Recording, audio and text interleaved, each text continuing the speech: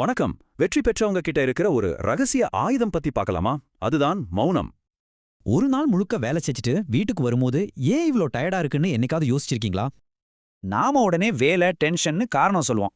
ஆனா உண்மையான காரணம் நாம பேசுற வார்த்தைகள் தான். பணத்தை நம்ம சும்மா வீணாக்க மாட்டோம் இல்லையா? ஆனா அதை விட மதிப்புமிக்க வார்த்தைகளை நம்ம வீணடிச்சிட்டு இருக்கோம். ஒரு நாளைக்கு சராசரியா நாம 15,000 வார்த்தைகள் பேசுறோமா? இது வெறும் சத்தம் இல்ல, நம்மளோட சக்தி. பாருங்க, ஒரே ஒரு வார்த்தை பேசுறதுக்கு எவ்வளோ வேலை நடக்குதுன்னு. இது எல்லாமே நம்மளோட சக்தியை எடுக்குது. நம்ம உடம்பு ஒரு ஃபோன் பேட்டரி மாதிரி. தேவையில்லாத பேச்சு, வாதம் எல்லாம் நம்ம சார்ஜை காலி பண்ணிடும். இப்படி சக்தி வீணாகிட்டே இருந்தா உடம்பு சோர்வாகும், மனசு குழம்பும், முகப்பொலிவு கூட போயிடும். சரி, இதுக்கு என்னதான் தீர்வு?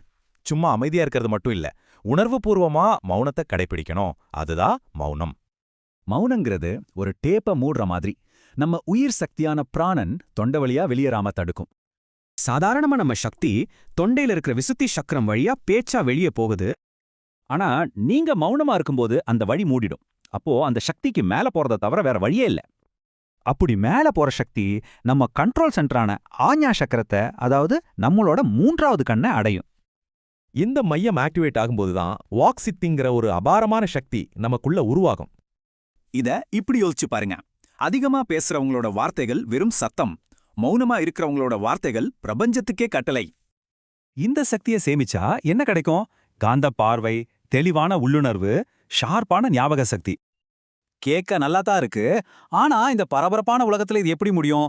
இதுக்காக நாம சாமியார் ஆக முடியாதே. கவலையே வேண்டாம். அதுக்கு ரொம்ப சிம்பிளான 3 வழிகள் இருக்கு. இதை நீங்க இன்னிக்கே கூட ஆரம்பிக்கலாம்.